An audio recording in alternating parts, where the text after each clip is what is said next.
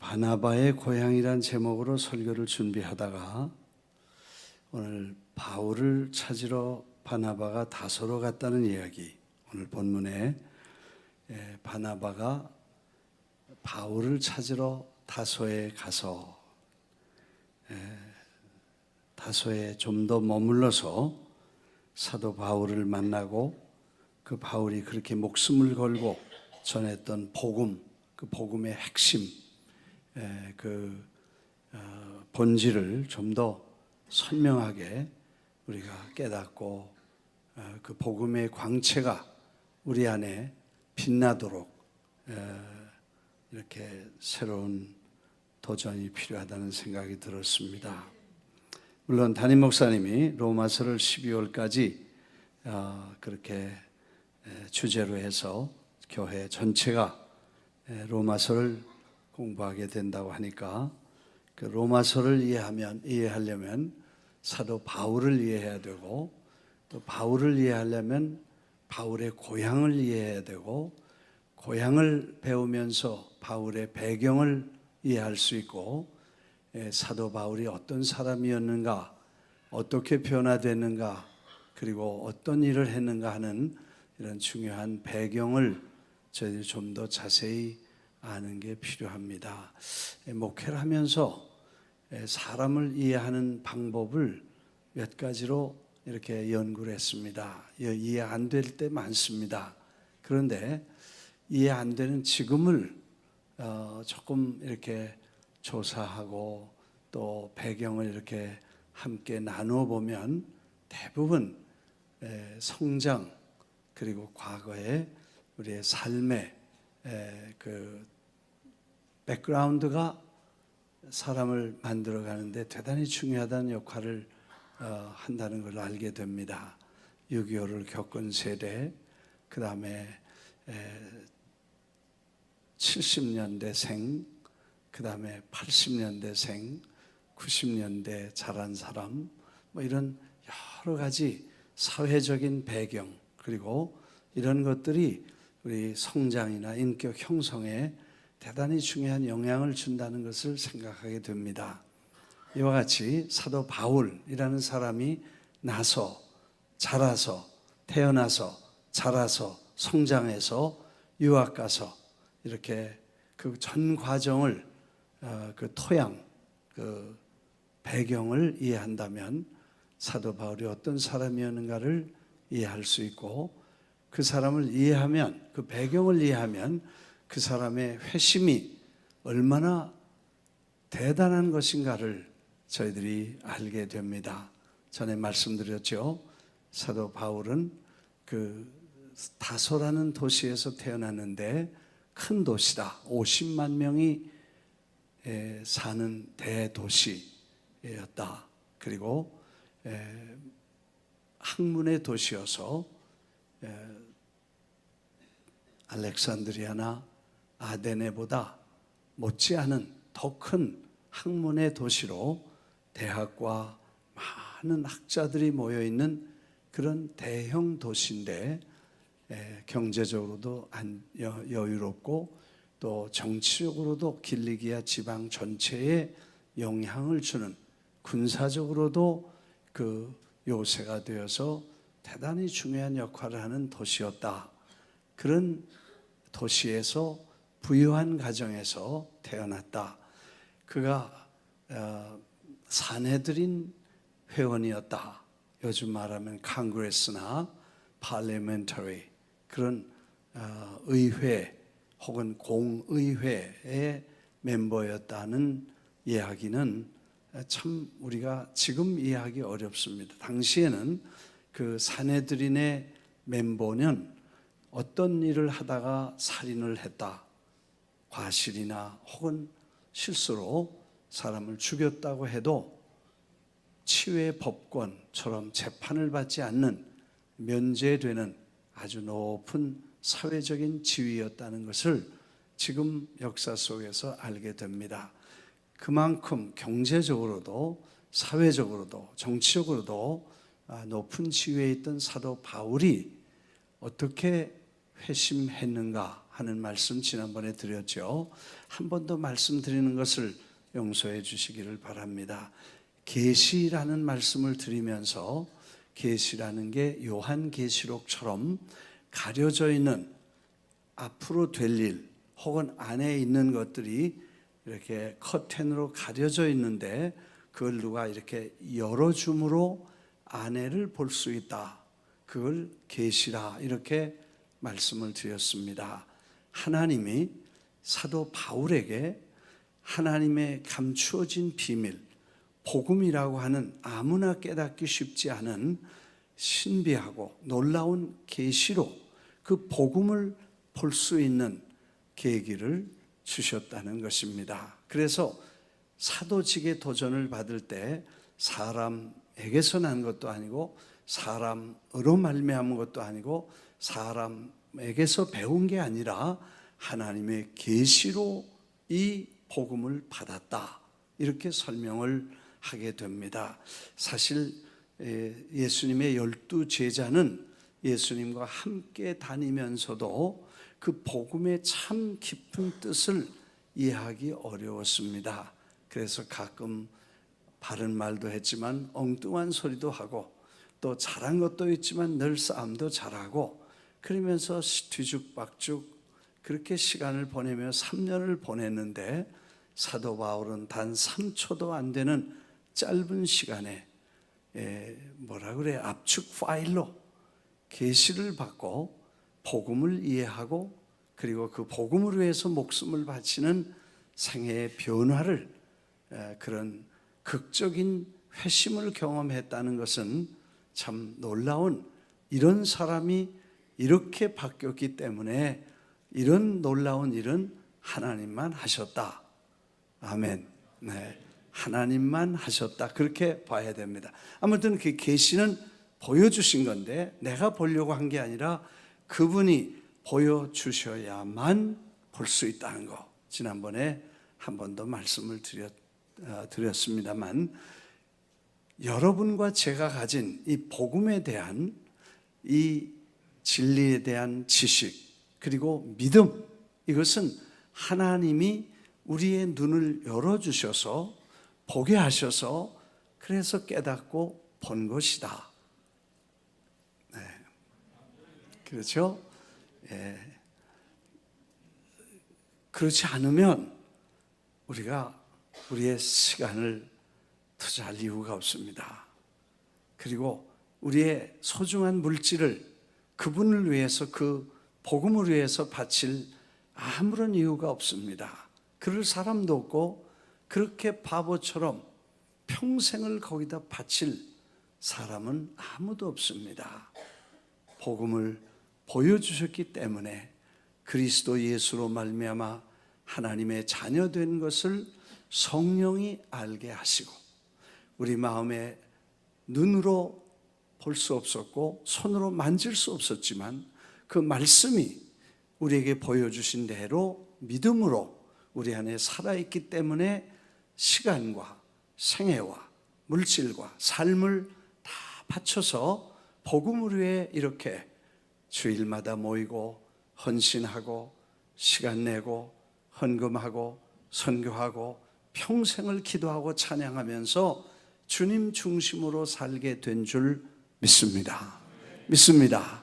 그래서 그 복음이 우리 안에 들어온 사람은 복음을 중심으로 해서 살아가게 됩니다. 이게 없는 사람은 세상을 중심으로 살아가는 주기를 살게 되기 때문에 세상에서 먹고 집 사고 돈 벌고 쓰고 넘어지고 쓰러지고 그런 주기가 있고 우리는 예수 그리스도와 믿음을 주기로 해서 날마다 주님 앞에 믿음의 생활을 늘 주님 중심으로 주기를 돌게 되는 것입니다. 죽을 때까지 이 믿음을 지킨다는 것은 하나님이 주신 계시 때문이라고 봐야 될 것입니다. 그래서 갈라디아에서 사람 때문에 그런 게 아니고 사람 말 때문에 믿은 게 아니고 주님이 직접 나에게 보여주신 계시 때문에 알려주시고 보여주신 것 때문에 우리가 믿는 것이다. 이렇게 사도 바울도 말했고 또 우리도 그렇게 해야 될 줄 믿습니다.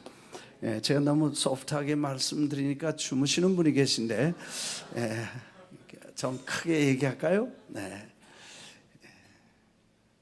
네. 이제 좀 정신이 나시죠? 네. 여행을 다니면서 재밌는 말을 많이 배웠어요. 그리고 그 여행 가이드가 자꾸 한 얘기를 되해요. 근데 저분이 왜 저렇게 어제 얘기한 거 또 한 번 더 반복하고, 그 전날 하는 거 또 반복하고, 그 다음날 다시 열흘을 다녔는데 열흘에 계속 중요한 포인트를 계속 반복하시더라고. 그게 왜 그런가 그랬더니 뒤에 계신 우리 회원들이 나를 포함해서 평균 연령이 75세야. 그러니까 자꾸 잊어버리나 봐. 그리고 잊어버릴까 봐 자꾸 리마인드 하시라고 뭘 배웠다, 뭐를 말했다, 중요한 거는 계속해서 반복해 말씀을 하더라고. 또 그렇게 반복하는 것이 학습에 대단히 중요하다는 것을 이분이 아셨나 봐요. 설교는 한 번 한 거 다시 하면 사람들 금방 흥미 없어 해요. 그래서 오늘 사도 바울 2라고 하면서 사실은 지난주 했던 얘기 또 하는구나, 설교 준비할 게 없었나 보다, 그렇게 생각하기 쉬운데 사실은 반복이 필요하다는 거 여러분이 잊지 않게 되기를 바랍니다. 그래서 자꾸 어른들이 이 생각을 이제 뭐 잃어버리시고, 그 다음에 집에서 어디 나갈 때는 한 번에 나가지 않고 집에 가서 또 뭐 전화기 들고 오고 뭐 열쇠 들고 오고 맨날 그러잖아요. 자꾸 잊어버리기 때문에 그래 정신 나가서. 그래서 이제 자꾸 반복을 할 필요가 있는데, 계시라는 거, 우리가 믿고 있는 핵심은 하나님이 보여주신 것이기 때문에 그 경험, 예수님을 처음 만난, 세례받던, 혹은 말씀을 통해서 깨닫고 눈물을 흘리면서 감격했던 그 계시 때문에 우리는 믿음을 날마다 지켜가고 끊임없이 성령이 우리 안에서 우리를 믿게 그리로 인도해 주시기 때문에 믿는 줄 믿습니다. 3번 강조했습니다. 어떤 분이 전 자꾸 잊어버려요. 성경 암송 하시는 강사님에게 어떤 우리 교인이 와서 그러더라고.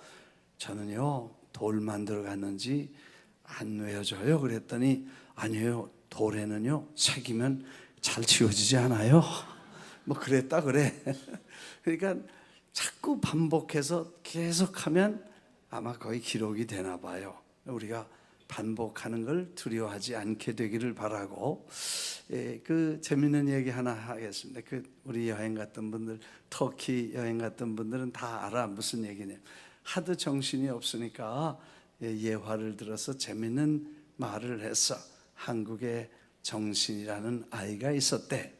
그랬더니 그 친구가 집에 전화하는데 정신은 없고 아버지가 전화를 받았대. 그래, 정신이 있어요? 그러니까 정신이 없다. 정신이 언제 들어와요? 몰라. 정신이 들락날락 한다.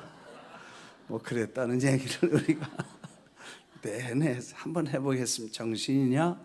정신이 없어요. 그래서 반복이 필요하다. 정신이 들락날락 한다. 그래서 아무튼 성경에 보니까 사도 바울도 정신이라는 얘기를 했더라고. 정신 없는 말을 하거니와 내가 고생을 이렇게 했다 할 때 그 정신 없다 그런 말을 썼고, 다시 사도행전을 읽다 보니까 정신이라는 말이 나오는데 사도 베드로가 감옥에 갇혔습니다. 갇혔는데 내리면 이제 불러다가 절기에 베드로를 죽임으로 유대인을 기쁘게 하려는 그 로마의 지도자들의 손에 의해서 이제 죽은 목숨입니다. 그런데도 그날 뭐 어떻게 이렇게 잠이 깊이 들었는지 하여튼 깊이 잠든 베드로를 천사가 데려 나가려니까 뭐 일어나야지요. 그래서 옆구리를 발길로 차니까 깜짝 놀라서 일어났는데 수갑도 다 풀어지고 발에 족쇄도 풀어지고, 그리고 끌고 일어나서 같이 나오는데 문이 철컥철컥 열리고 다 열려가지고 밖으로 나와서 쳐다보니까 그때 성경에 보니까 정신이 돌아와. 그때까지는 정신이 없었다는 거야. 자기가 이 구출받아서 천사가 자기를 밖으로 내왔다는 것을 정신이 없어서 몰랐다는 거예요. 그래서 정신이 돌아오니까 그가 그때야 정신이 돌아와서 알았다 그랬어요. 정신 차리기를 주의 이름으로 축원합니다.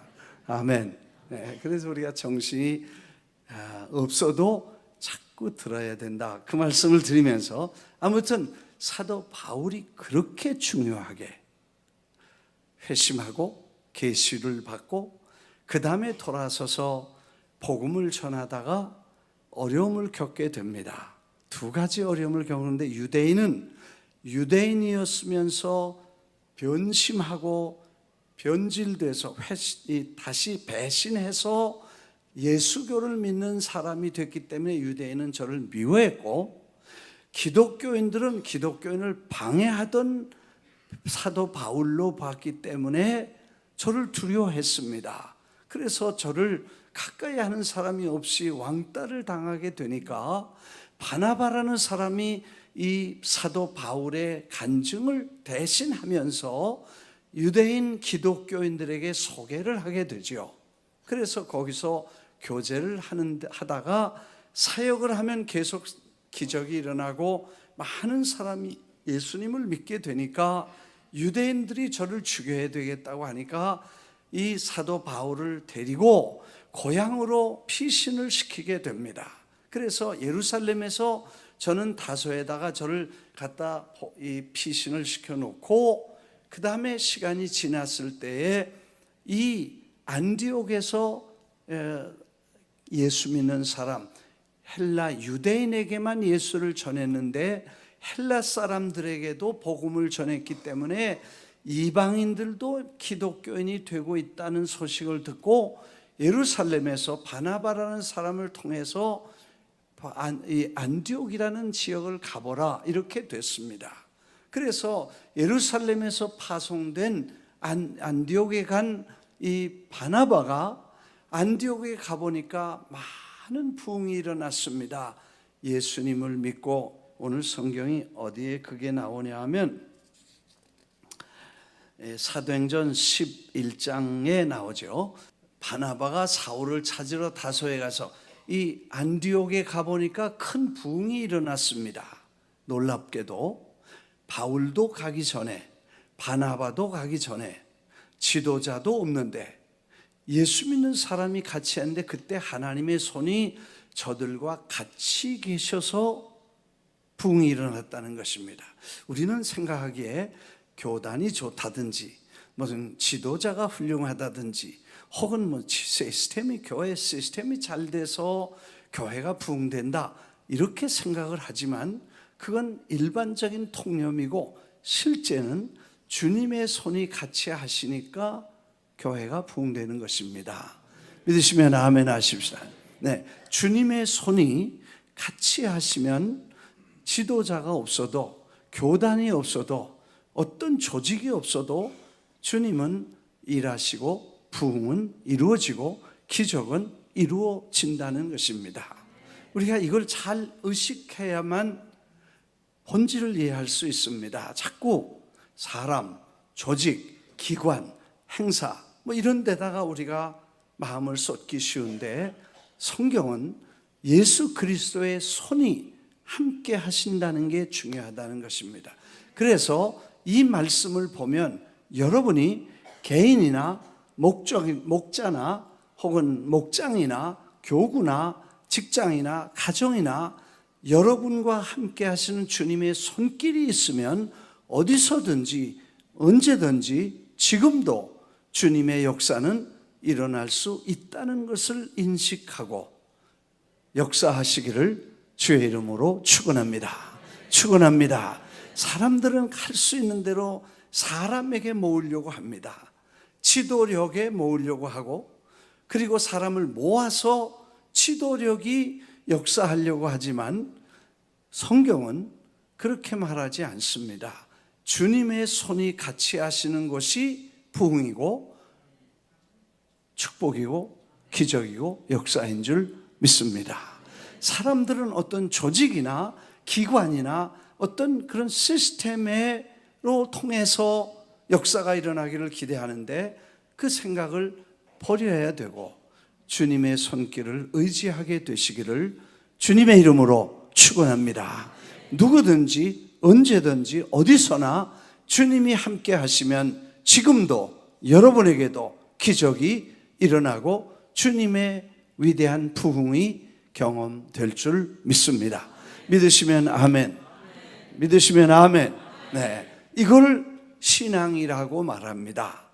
이걸 신앙의 본질이라고 말합니다. 아무튼 그렇게 가보니까 부흥이 됐어요. 사람이 많이 모이고 회개하고 기도하고 뭐 말씀 보고 은사가 나타나고, 야, 이걸 이제 조직화시키고 좀 더 발전시키기 위해서 가르침이 필요하겠다고 생각하고 바나바는 다소로 가서 바울을 찾으러 갑니다. 140km나 되는 먼 길을 걸어서는 아마 일주일 이상을 걸어가야 될 것입니다. 그 먼 길을 사도 바울을 찾아가서 그를 데리고 만나서 저를 데리고 옵니다. 사실 바나바는 바나바의 고향을 얘기하려고 시작을 했는데 다음번 기회에 아마 7월 달이나 돼야 다음 설교 기회가 있을 것이니까 그때 가면 좀 더 준비를 해서 바나바를 소개하려고 하지만 미리 바나바가 없었으면 바울은 도대체 어떻게 그 세계 선교 무대에 그리고 위대한 기독교의 사도가 되었겠는가, 그런 생각을 해보면서 바울이 있기 전에 바나바가 있고 바울을 세우기 위해서 바나바는 위대한 지도자는 아니지만 그가 다소에 가서 바울을 만난 것은 우리 성경에는 만났다 그러는데 이 영어 성경에는 He found him, 그러니까 찾았다 그런 말입니다. 찾았다. 한번 따라하겠습니다. 찾았다, 발견했다. 할렐루야. 사도 바울의 하나님이 쓰시고자 하는 위대한 가능성과 그가 지닌 배경을 통해서 이 사람의 간증을 들었어요. 바나바는 바울보다 손위입니다. 선배입니다. 그래서 바나바를 소개한 정도로 바나바에 대해서 잘 알므로 그 사람이 가지고 있는 포텐셜, 앞으로 하나님의 나라를 위해서 위대하게 쓰임받을 수 있는 가능성을 보고 저를 데려다가 찾아서 발견했다는 것을 오늘 성경은 found it, 발견했다, 만났다, 찾았다 그렇게 말합니다.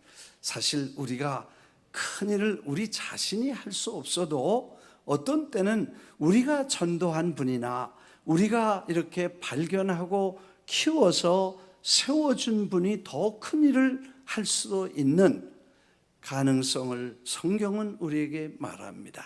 꼭 내가 안 하면 안 되고 내가 해야 된다는 생각보다는 누군가가 하나님이 쓰시면 더 큰 일을 할 수 있다고 생각하고 그런 일을 발굴해내는 은사들이 여러분 속에 있게 되시기를 주의 이름으로 축원합니다.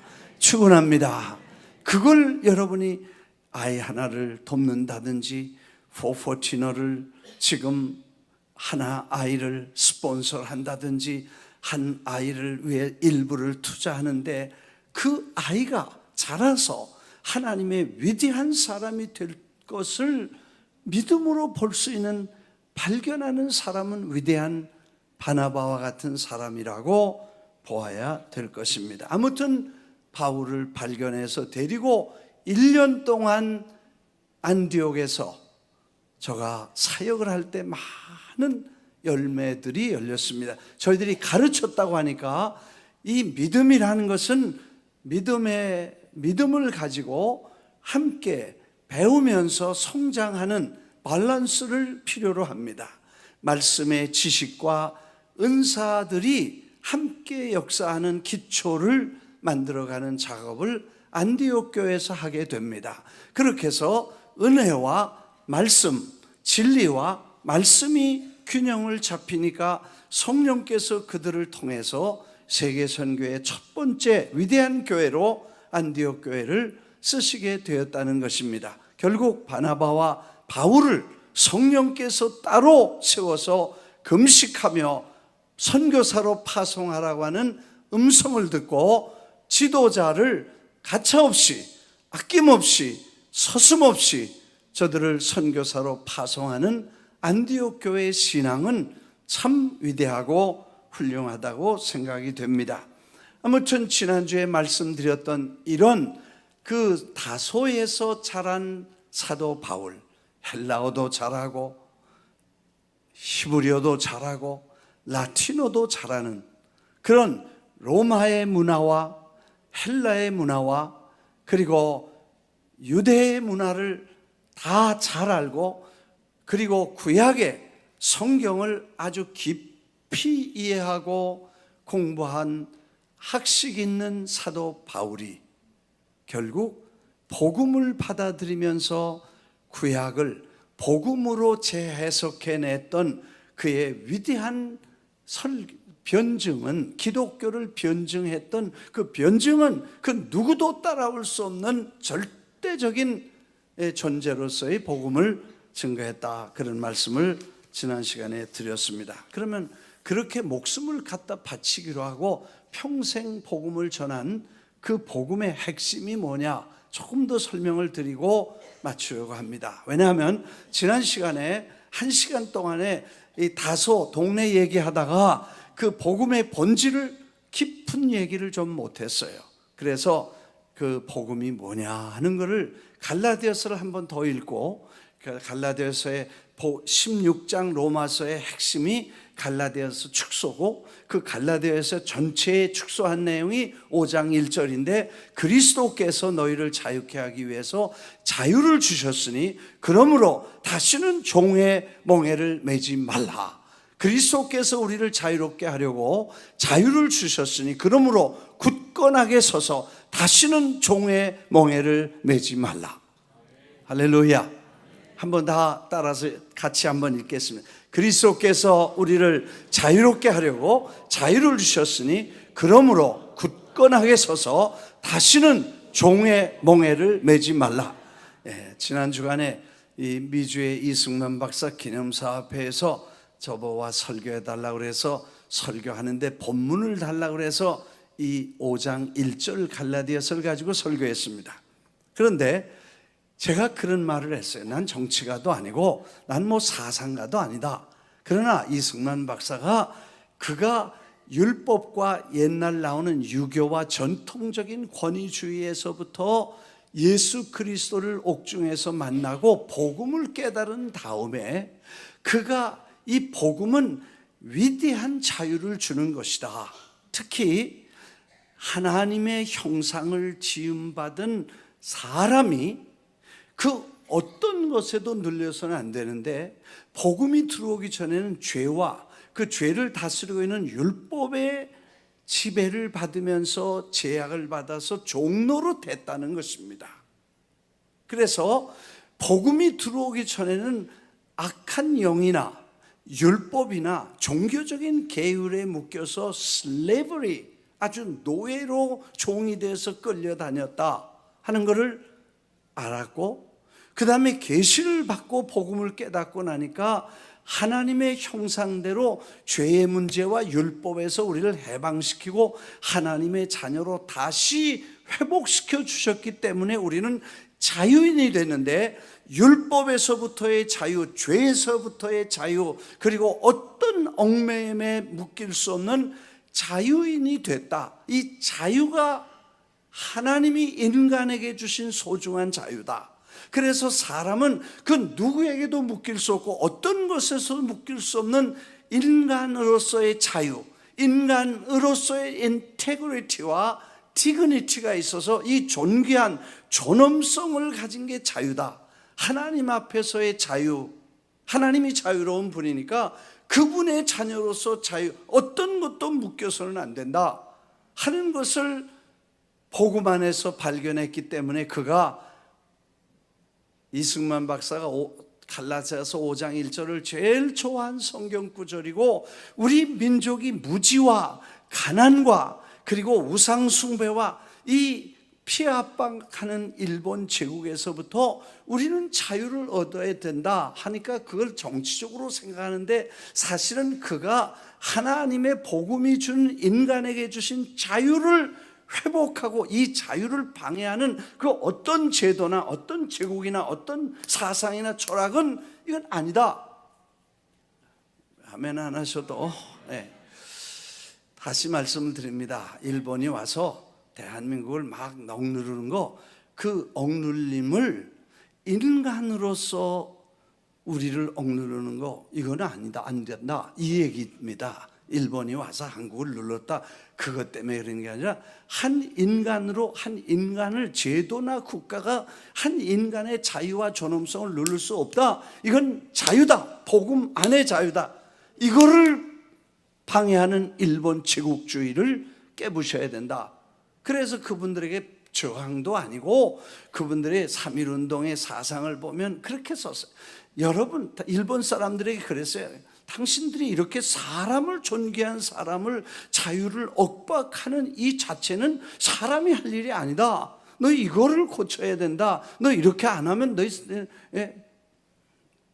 그렇게 무슨 점잖은 형님이 깡패 동생을 타이르듯이 독립선언문에 그렇게 썼단 말이에요. 그 내용이 바로 인간에게 준 존엄성과 존귀한 자유를, 율법도 안 된다는 것입니다. 왜? 그리스도께서 십자가를 죽으시고 율법을 완성시켜서 율법의 요구대로 네가 뭘 원하냐, 내가 죄졌기 때문에 내 생명을 원하냐, 내주마.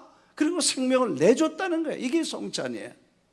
그걸 내주고, 그리고 됐냐, 율법의 요구를 완성시켜주고 필요한 거 다 갚고, 그 다음에 나를 하나님의 형상대로 지음받은 사람은 나한테 돌려달라. 그래서 하나님의 자녀를 만들어준 거예요. 하나님의 자녀로 회복시켜준 거예요. 예수님이 십자가에서 마귀가 His Life 할 때 봤잖아요. 십자가에 달리니까 하하, 그리고 뭐 웃고 좋아했는데 그걸로 갚아주고, 그리고 그리스도 피 아래에 있는 당신의 자녀들을 하나님의 자녀로 죄와 율법과 사망과 저주에서 해방시켜서 하나님의 자녀로 회복시켜 준 것입니다. 믿으시면 아멘 하십시다. 그래서 우리가 회복된 사람이고 자녀가 된 사람이고, 다시는 죄의 종 노릇하거나 율법에서 해방된 자유인이라는 것을 복음이 갖다 준 광채라고 베드로 사도도 말했고 사도 바울도 말했다. 그게 우리가 가지고 있는 이 복음의 위대한 광채고 우리에게 준 축복이고 우리가 누리는 자유의 이 은혜라는 것을 말씀하고 있는 것, 믿으시면 아멘 하십시오. 여러분, 그래서 2장에 보면 베드로가 안디옥을 방문합니다. 이 갈라디아서 2장 좀 보겠습니다.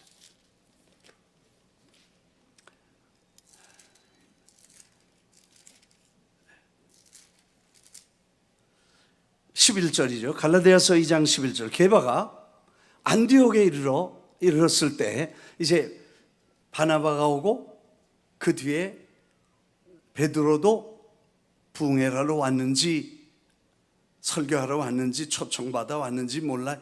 베드로가 안디옥에 왔을 때 책망을 받을 일이 있기로 내가 누구의? 사도 바울의 그를 대면하여 책망하였노니 그랬습니다. When, 그렇죠? 이 안디옥에 베드로가 왔어. 게바가, 게바는 베드로잖아요. 베드로가 안디옥에 왔을 때 I opposed him to his face. 그러니까 면전에서 to his face, 얼굴에다가 면전에서 저를 책망할 일이 생겨서 저를 대면해서 책망했다 그랬어요. 다음 장에 뭐예요? 네. 그 다음, 내가 율법으로 말미암아 율법에 대하여 죽었나니 이는 하나님에 대하여 살려 함이라. 율법은 이미 죽은 건데 베드로는 옛날 율법의 습관대로 사람들 앞에 서서 이방인들하고 유대인이 같이 먹지 않으니까 자기가 이방인들하고 다 믿음으로 할렐루야 그러고 밥 먹다가 유대인이 오니까 이방인하고 밥 먹는 게 율법에 걸린다고 생각해서 안 먹은 것처럼 하고 돌아다 이렇게 있는 걸 보고, 이 얘기를 보고 도대체 당신이 율법에서 해방됐냐, 아직도 율법을 또 지켜야 되냐고 저를 책망하는데, 바울은요 예수님 만나본 적도 없고 지금 신학교 들어간 적도 없고 지금 곧바로 은혜 받아서 지금 겨우 눈뜬 사람이에요. 베드로는 예수님과 3년 동안 지낸 수제자야. 그는 지도자요, 탑 리더인데 지금 갓 은혜 받은 사도 바울이 베드로에게 내가 율법을 말미암아 율법에 죽었는데 당신 율법에 대해서 지금 하는 게 위선해. 그 다음 절에 뭐라 그랬어요? 야고보에게서 온 어떤 이들이 이르기 전에 게바가 이방인과 함께 먹다가 그들이 오매 그가 할례자들을 두려워. 할례자라는 건 율법주의자들인데 그 사람들이라서 저 베드로가 믿지 않는 이방인 할례 안 받은 사람은 같이 밥 먹는데 은혜 받았다고 교회 와서 부흥회한다고 그래서 뭐 밥 먹 식사 대접할 때 보니까 다 같이 먹는데, 그래가지고 다들 놀랬어요. 그랬더니 아니야 안 먹었어. 그리고 안 먹은 것처럼 하고 그랬더니 바나바도 그들 다 그러니까 또 베드로가 그러니까 다 안 먹은 척하고 유대인들은 다 할례 받은 사람은 다 딴짓하고 있었어. 우리 안 먹어서 이걸 오리발이라 그래. 하여튼 오리발 내밀고 밥 먹고 안 먹었다 그러니까 저 사람들은 얼마나 미안했겠어요. 이방인들이 예수 믿어서 이제 한 형제가 됐다고 같이 좋다고 식사하다가 이방인과 유대인을 갈라놓고 여긴 율법이고 여기는 은혜 받은 사람들인데 이걸 갈르면 어떻게 되냐. 그리고 그러므로 나는 그들이 복음의 진리를 따라 바르게 행하지 아니함을 보고 모든 자 앞에서 게바에게 이르되 내가 유대인으로서 이방인을 따르고 유대인답게 살지 아니하면서 어떻게 억지로 이방인을 유대인답게 살게 하려고 하느냐. 이 말은 얼마나 대단한 책망입니까? 당신 정신 나가서 예수님의 십자가에 죽으신 은혜가 율법에서 우리를 해방시켜서 우리가 은혜의 세법에 들어간 하나님의 자녀가 된 이방인들을 실족시키고 위선하는 당신, 복음이 뭔지 모르구나. 그 말을 이 바울이 한 것입니다. 오늘 종교라는 미명하에 얼마나 많은 율법이, 전통이라는 미명하에 얼마나 수많은 제약이 우리의 신앙생활 속에 이것도 안 되고 저것도 안 되고 이렇게 하면 안 되고 저렇게 안 되면 안 되고, 그래서 이렇게 하면 지옥 가고 저렇게 하면 지옥 가고. 내가 그렇게 말하는 사람들 다 보니까 다 지옥 갈 사람들이더라고. 나도 설교자지만 설교할 때 여러분 11조 안 드리면, 나 그렇게 말하는 분 설교 들어봤어. 11조 안 드리면 성경에 보니까 도둑놈입니다. 왜냐? 11조는 하나님 건데 하나님 거를 도둑질한 사람이 천국 가겠어요? 못 가겠어요? 교인들이 뭐라 그러겠어? 가만히 있었어. 다시 물어봤어. 가요? 못 가요? 그래 못 간다 그래. 그거 못 가. 맞아. 그런데 그러면 11조를 온전하게 드리지 않는 모든 사람은 다 지옥 가는 거야. 여러분 잘 들으세요. 11조가 구원한다는 말은 없어. 행위가 구원을 도와준다는 말도 없어. 베드로가 설교할 때에 이렇게 설교했습니다. 여러분 예수 믿으세요 그랬더니 다 회개하고 찔림 받아서 선생님 어떻게 해야 구원받겠습니까? 그랬더니 베드로가 하는 말이 사람들은 이렇게 질문했어요. What to do to be saved? 뭘 해야 구원이 이루어지겠습니까? 그랬더니 할 거 없다. 그냥 예수만 믿어라 그래서. 뭘 하고 하는 것이 예수 믿는 게 아니고 하는 것을 위해서 예수 믿는, 구원이 행위로 이루어지는 게 아니라는 것이에요. 오늘 갈라디아서 제가 다시 한번 읽어봤는데 거기 또 말씀하셨어. 사람이 구원받는 것이 행위로 이루어지는 것이 아니라 아주 선명하게 말했어. 다시 말하면 여러분의 행위가 여러분의 구원에 아무런 역할도 할 수 없었다는 것입니다. 이해가 잘 안 되니까 아멘도 잘 안 하시네. 그럼 쉽게 말할게. 여러분 자식이 태어날 때, 여러분이 태어날 때나 여러분 자식이 태어날 때 그 자식이 자식 되기 위해서 뭐 한 거 있어요? 없어요. 아무것도 한 게 없어. 뭐 돈을 낸 것도 없고, 돈을 내도 소용없어요. 돈 내서 되는 거 아니니까.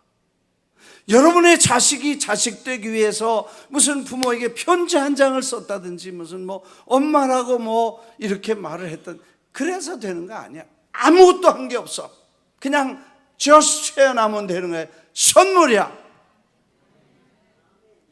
에이, 아멘도 그렇게 시원치 않게 하니까 믿음이 이렇게 시원치 않아지지.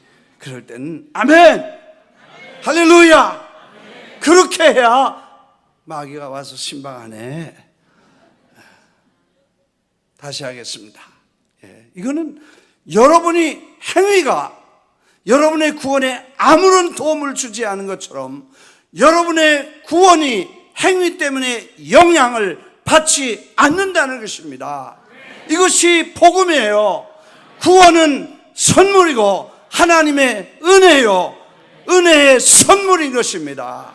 이거를 복음이라고 생각하는, 이게 복음이야. 사도 바울이 목숨을 건 복음이 그거야.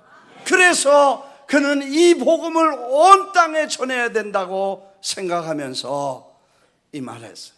우린 사실 사람이기 때문에 늘 죄의 문제, 양심과 하나님이 우리에게 주신 양심과 또 의식과 죄의식과 뭐 이런 것들 때문에 우리가 행위에 대한, 하나님에 대한 죄의식, 또 갈등, 그리고 하나님에 대한 회의, 의심, 뭐 이런 것들이 우리를 다 고통을 줍니다. 그리고 그것 때문에 갈등하고 괴로워하게 됩니다. 그런데 복음은 그걸 허락지 않습니다.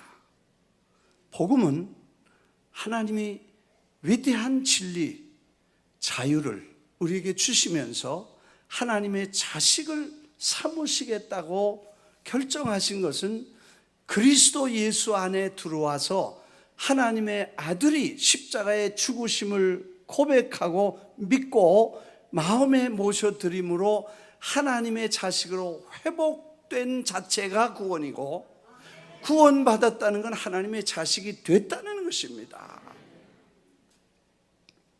갈라디아서 조금만 더 읽어보겠습니다. 성찬이니까 이제 곧 맞춰야 되겠죠. 갈라디아서 3장 10절입니다. 무릇 율법 행위에 속한 자들은 저주 아래에 있나니 기록된 바 누구든지 율법책에 기록된 대로 모든 일을 항상 행하지 아니하는 자는 저주 아래에 있는 자라. 하나님 앞에서 아무도 율법으로 말미암아 의롭게 되지 못할 것이 분명하니 이는 의인은 믿음으로 살리라 하였습니다. 다시 말하면 율법으로서는 하나님 앞에 의롭다, 율법의 완성을 시켜서 하나님의 거룩함을 이룰 수 없는 것은 확실하기 때문에 의인은 믿음으로 살지 율법의 행위로 사는 게 아니다. 율법은 믿음에서 난 것이 아니니 율법을 행하는 자는 그 가운데 살리라 하셨습니다. 율법을 행하는 자는 그 가운데서 살리라 하였느니라. 율법을 지키려고 하는 사람은 율법 속에서 늘 율법을 지켜야 되는데 그 율법에 대해서는 절대로 우리가 율법을 지킬 수가 없기 때문에 실패한다는 것입니다. 그래서 그리스도께서 우리를 위해 저주를 받은 바 되사 율법의 저주에서 우리를 속량하셨으니 나무에 달린 자마다 저주 아래에 있는 자라. 사도 바울 아니면 이걸 이렇게 재해석, 신명기를 재해석할 수 없고 구약의 율법을 신약으로 재해석할 사람이 없었다고 지난 시간에 말씀드린 그 내용이 이거, 율법으로는 안 된다는 것을 철저하게 깨닫고 그는 율법이 할 수 없는 은혜의 법으로 우리를 해방시키신다는 말씀을 해요. 3장 26절, 너희가 다 믿음으로 말미암아 그리스도 예수 안에서 하나님의 아들이 되었으니 그랬습니다. 3장 20, 하나님의 자식이 십자가로 말미암아 하나님의 자식이 됐다. 여러분, 자식이 한 번 되면 됐다 안 됐다 그러지 않죠? 따라하겠습니다. 한 번 자식이면 영원히 자식이다. 망나니 자식도 자식이다. 집 나간 자식도 자식이다. 자식이야. 이거는 흔들리지 않아. 물론 이제 성경에요, 이런 자식은, 이런 일은 자식에게서 끊어버리시는 것 같아. 이건 제 해석이니까 두 가지 잊지 마세요. 다 자식인데 좀 넘어지고 쓰러지고 실수하고 휘청휘청하고 우왕좌왕하고 그래도 자식은 영원히 자식인데, 이 두 가지는 성경에 보니까 자식 됐다가도 이거는 퀘션, 나는 퀘션이야. 정말 자식으로 하나님이 생각하실까?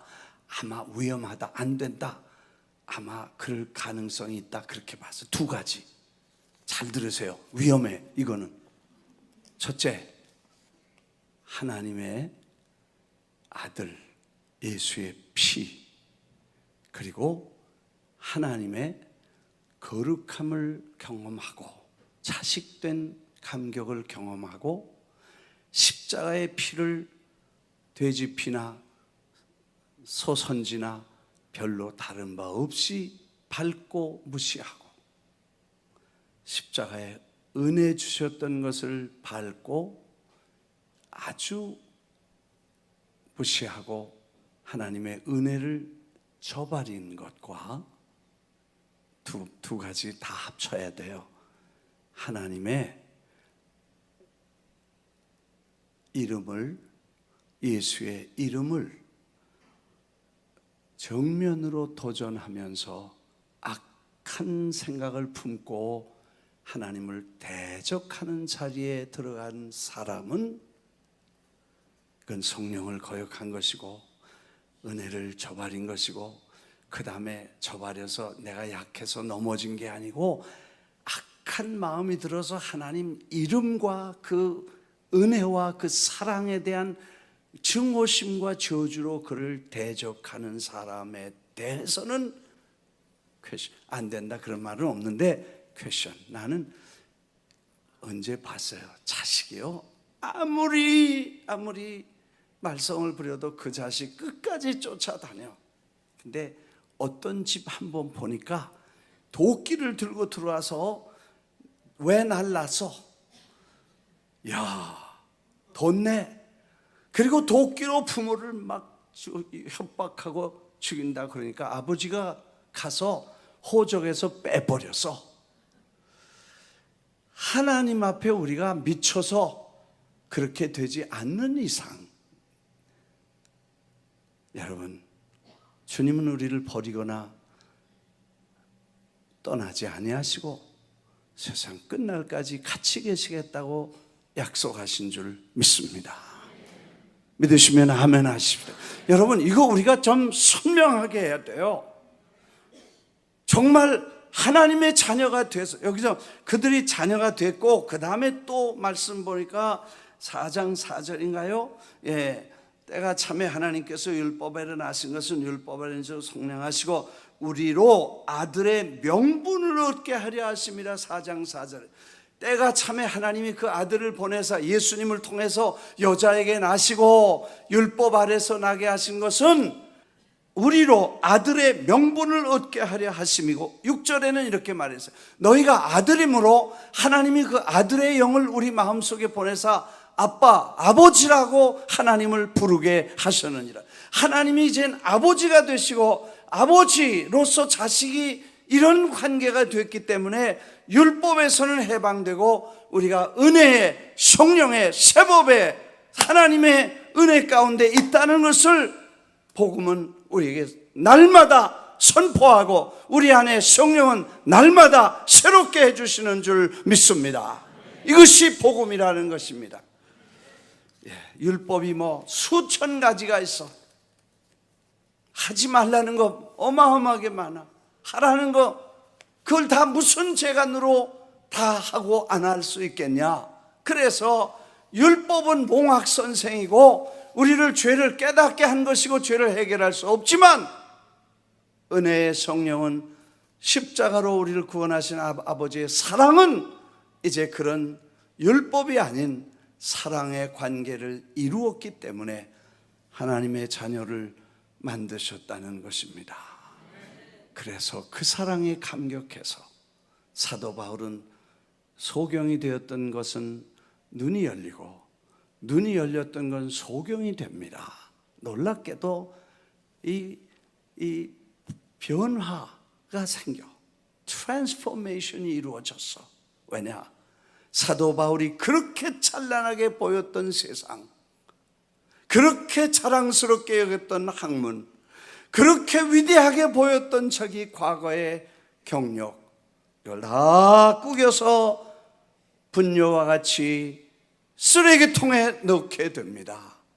그리고 새롭게 얻은 이 진리에 대해서 자기는 목숨을 걸고 그것만 보고, 그래서 내가 그리스도 예수와 함께 십자가에 죽었나니 이제는 내가 산 것이 아니라 내 안에 그리스도가 사신 것인데 나를 위해서 죽으신 예수님이 내 안에 사는 것이, 자기 죽었다는 것입니다. 그리고 사람들에게 말하면 나를 이후로는 괴롭히지 말라. 내게 예수 십자가의 흔적이, 스티그마가 찍혀, 도장이 찍혀 있다. 괴롭히지 말라. 여러분, 사도 바울이요, 그 사람처럼 여행 많이 다닌 사람이 어디 있겠어요? 그런데 이 성경 13권을 27권 중에 13권을 썼는데 사도 바울이 쓴 책에 아무리 봐도요, 그 위대한 도시, 그 위대한 건물, 그 도시의 특징, 특별히 볼만한 거 아무것도 안 썼어. 이상의 세상에 대해서 소경이 되고 진리에 대해서 눈이 뜨면서 세상에 대해 눈이 감겨진 위대한 사도의 사실은 복음의 광채 때문에 그렇게 됐다고 보면서, 오늘 우리가 이제 신앙생활 할 때에 세상이 너무 화려하게 보이거나 돈이 너무 크게 보이거나 명예와 지위가 너무 멋있어 보이면 미안하지만 그분 거기 소경돼야 돼요. 그리고 복음의 찬란한 빛에 눈이 열려 그 영원한 하나님의 약속, 영원한 기업과 천국이 눈에 환히 보이고 하나님의 일을 위해 생애를 바치는 걸 아낌없이 희생할 수 있는 결단과 희생을 갖게 될 줄 믿습니다.